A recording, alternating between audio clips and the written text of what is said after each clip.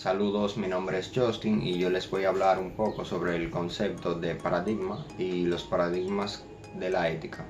Podemos definir a los paradigmas como un conjunto de teorías o teoría que sirve de modelo a seguir para resolver distintos problemas en determinadas situaciones que se puedan plantear. En la ética podemos encontrar 4 paradigmas principales o denominantes. Uno es el prudencial, otro es el práctico, el calculador y el comunicativo. Cada uno de estos paradigmas cuenta con diferentes características.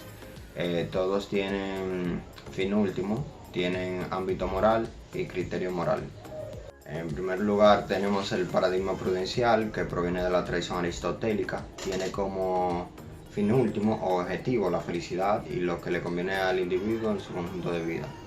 Tiene como ámbito moral actuar de manera racional para alcanzar los medios más adecuados para alcanzar su objetivo, que es la felicidad, como se mencionó anteriormente.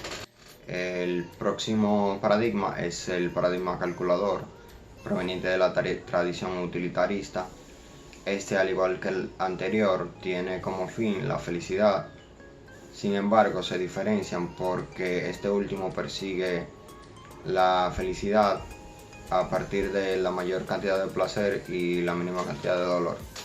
Tiene como ámbito moral el perseguir la mayor cantidad de placer o felicidad para la mayor cantidad de seres sintientes.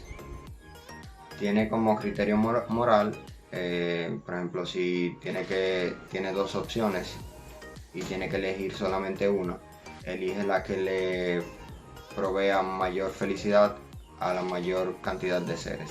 El tercer paradigma es el paradigma práctico, proveniente de la tradición kantiana. Tiene como fin el conseguir una buena voluntad a partir de leyes implantadas por nosotros mismos. Tiene como ámbito moral el de las leyes que nos hacen verdaderamente seres humanos.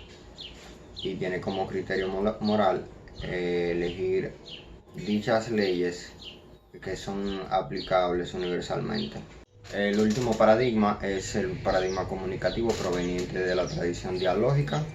Tiene como fin el de entablar una conversación para resolver un conflicto o situación y así llegar a un acuerdo donde ambas partes queden satisfechas.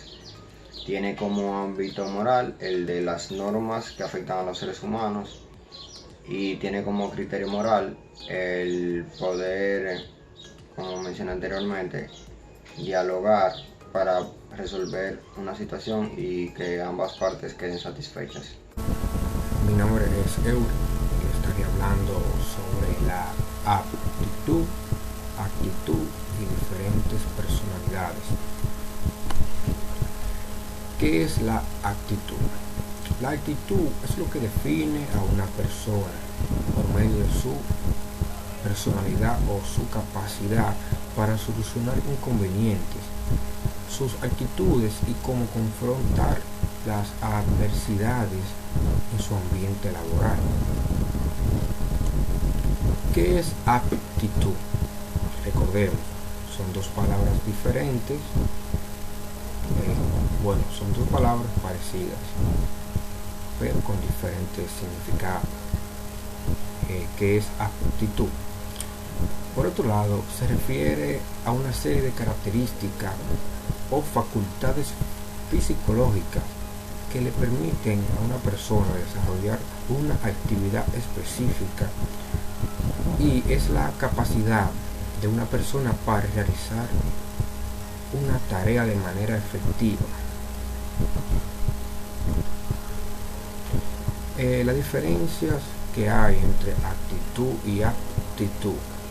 Mientras que la actitud se refiere a un rasgo de la personalidad humana y su forma de reaccionar frente a los problemas, la aptitud se refiere más a la capacidad de un empleado para cumplir una función o un rol específico. La personalidad. La personalidad es el conjunto de características físicas, genéticas y sociales que reúnen un individuo y que lo hacen diferente y único al resto de las personas. Existen diferentes tipos de personalidades, como la obsesiva, compulsiva, creativa, extrovertida, entre otras. La personalidad obsesiva compulsiva es una tendencia que el individuo siente por las reglas y el orden y el control. La personalidad creativa es caracterizada a los individuos que presentan pensamientos, ideas o conceptos que permiten descubrir soluciones originales. Muy buenas tardes. Mi tema es poner la actitud integradora. Una actitud integradora. Esta es una comunicación que se lleva de sujeto a sujeto, donde toda persona al comunicarse permite una mayor o menor comunicación con los demás, asumiendo uno u otro rol indistintamente. Dice, además de comprender el mundo interior del interlocutor y que busca su propio bien, intenta la unificación o integración de lo que es la persona o los demás. Una actitud integradora es donde una persona con una actitud se entiende a sí mismo y busca beneficiarse, al mismo tiempo que intenta unificarse a los demás o agruparse. Lo que es una tendencia de una actitud integradora es consultar diferentes fuentes para adquirir información y llegar a una perspectiva global. También comunica de manera verbal diferentes explicaciones para identificarse entre conexiones, donde esta persona, lo que es integradora, colabora no para competencia, sino para estar lo que es en el grupo y ubicarse un poco más o llamar la atención, vamos a decir. Una actitud integradora, la comunicación de la persona a persona, además de comprender el mundo interior del interlocutor y de buscar su propio bien, intenta la unificación o interrogación de lo que es con los demás o de dos personas. Vamos a hablar sobre el tema también de cambio de actitud, donde el cambio de actitud es la única forma de lograr nuevas experiencias deseadas o metas que ya tú tenías, que ya tú habías pensado.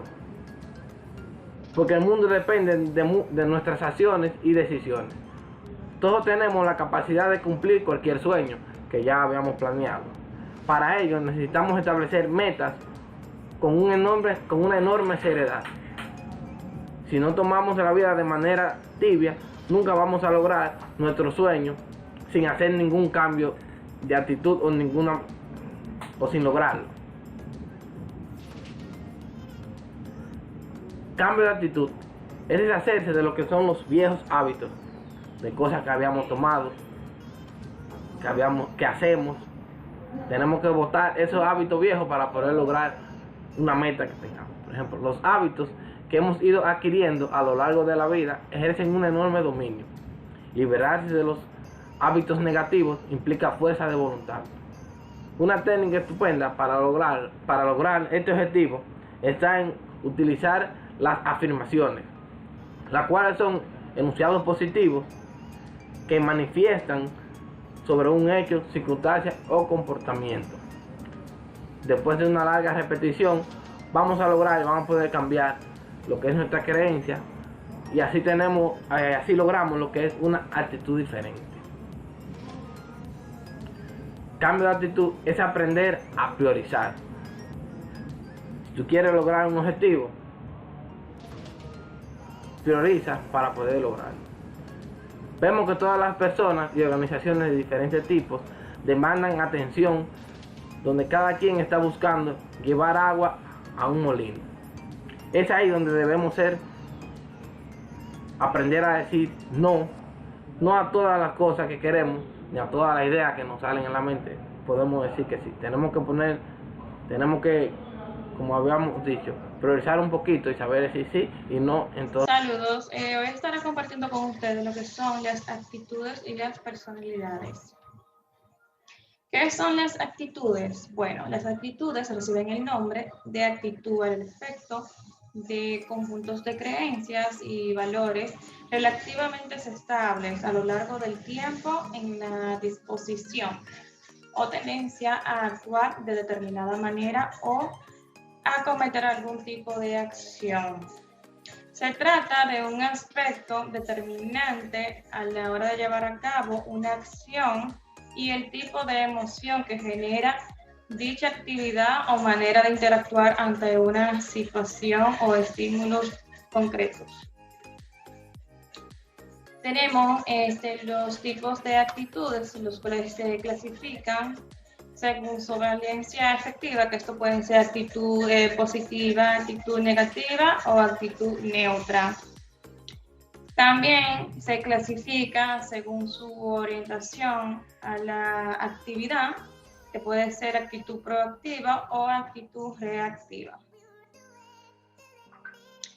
Tenemos la otra clasificación, que se clasifica según la motivación para actuar. Dentro de esto están las actitudes interesadas, actitudes desinteresadas. También tenemos otra clasificación que es en función a la relación con los demás. Dentro de esta tenemos actitud colaboradora, actitud manipuladora, actitud pasiva, actitud agresiva, actitud asertiva y por último actitud permisiva. Según el tipo de elemento que se utiliza para valorar los estímulos, tenemos la actitud emocional o actitud racional. Y por último ya les estaré hablando sobre la personalidad. La personalidad, esta se puede definir como un patrón de rasgos emocionales, cognitivos y comportamentales que son persistentes a lo largo del tiempo. La personalidad, en su origen, se divide en tres tipos de factores, los cuales son los factores biológicos básicos, que incluyen las herencias y los factores maternos prenatales. Están los factores bioambientales, que están en la base del desarrollo neuropsicológico y donde están inextricablemente unidos a lo biológico y lo ambiental. También tenemos los factores puramente ambientales, que incluyen el aprendizaje por contigüidad, el instrumental y el vicario. La experiencia temprana de la infancia son las más determinantes para la construcción de la personalidad. Esta está muy unida a los aspectos biológicos y darán la base para los futuros aprendizajes a lo largo de la vida. No obstante, la personalidad y los trastornos son susceptibles a cambiar.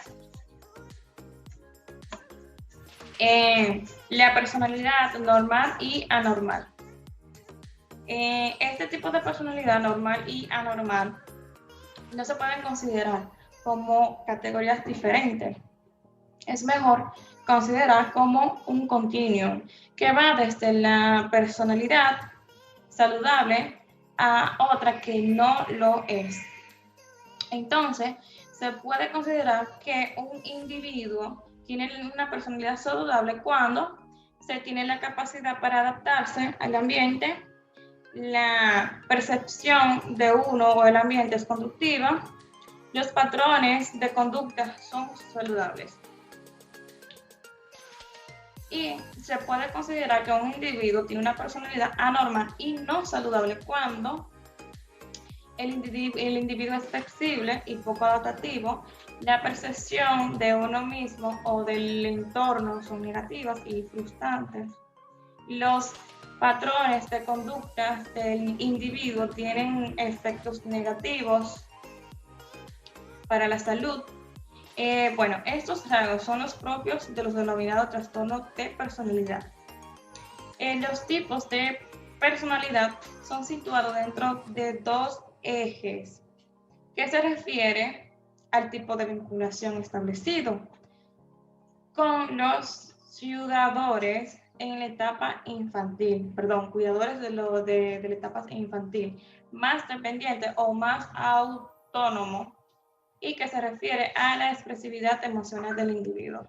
Y por último, aquí en esta imagen le presento los tipos de personalidad que también están acompañados con sus trastornos. Tenemos la personalidad cómoda, la personalidad vivaz, autosacrificada, la personalidad fiel, la sensible, personalidad solitaria, personalidad concienzudada, entre otras. Muy buenas tardes, mi nombre es Denis Rosario. En esta oportunidad les voy a hablar sobre lo que es la actitud manipuladora. La manipulación se produce cuando un individuo o grupo de individuos ejerce una toma de control del comportamiento de una persona o de un grupo, utilizando para ello técnicas de persuasión o de sugestión mental, en busca de eliminar las capacidades críticas o de autocrítica de la persona, esto es, su capacidad de juzgar o de rehusar informaciones u órdenes mentales. Se refiere a un amplio rango de tácticas psicológicas capaces de subvertir el control de un individuo sobre su propio pensamiento, comportamiento, emociones o decisiones. Los métodos por los cuales pueden detenerse tal control, sea directa o sutilmente, son el foco de estudio entre psicólogos, neurocientíficos y sociólogos. Por otra parte, la cuestión del control mental se discute en relación a la televisión, religión, política, prisioneros de guerra, totalitarismo, operaciones encubiertas, manipulación neurocelular, cultos, terrorismos y tortura. Ciertas formas de manipulación podrían ser altruistas, pero la noción de manipulación mental tiene, por lo general, una connotación negativa que evoca a los manipuladores de comportamiento egoísta o malintencionado. Formas extremas de manipulación serían, por ejemplo, el lavado de cerebro o aquellas conducentes al suicidio o comportamientos colectivos de tipo totalitario y genocida. También vamos a hablarles sobre lo que es la actitud interesada. Es aquella actitud que se basa en satisfacer las necesidades individuales y es natural. Pero esa actitud debe ser usada con cuidado y evitar que los demás sean solo objetos que sirven para cumplir un propósito. En el afán de cumplir diversas metas personales, hay que demostrar interés en las relaciones que permitirán beneficios para ambas partes. Muchísimas gracias.